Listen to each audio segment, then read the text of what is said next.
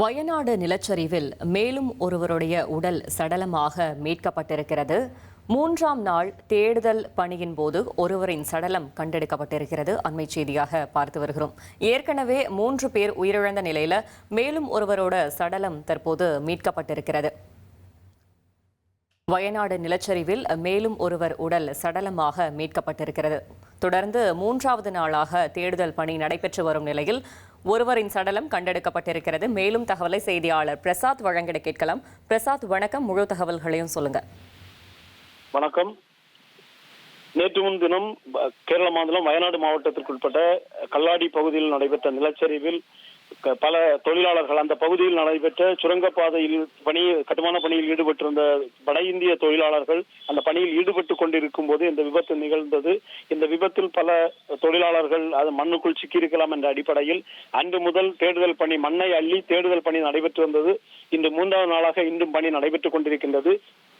சம்பவ இடத்தை 4 மண்டலங்களாக பிரித்து தேசிய பேரிடர் மீட்பு படை மற்றும் கேரளாவினுடைய பல்வேறு துறைகளை சார்ந்த வீரர்கள் உட்பட அனைவரும் அந்த தேடுதல் பணியில் ஈடுபட்டு வருகின்றார்கள்.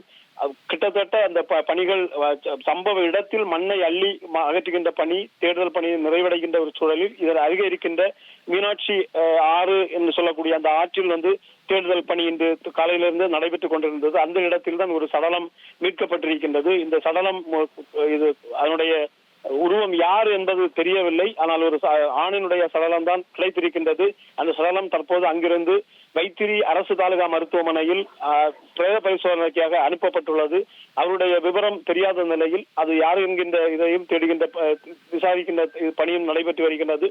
தொடர்ந்து ஏனைய சடலங்களையும் தேடுகின்ற பணி தொடர்ந்து நடைபெற்று வருகின்றது. தகவல்களுக்கு நன்றி பிரசாத்.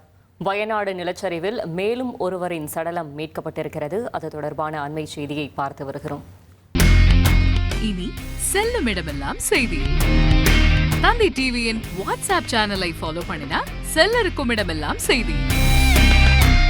இதோ QR கோட் இப்பவே ஸ்கேன் பண்ணுங்க, ஃபாலோ பண்ணுங்க.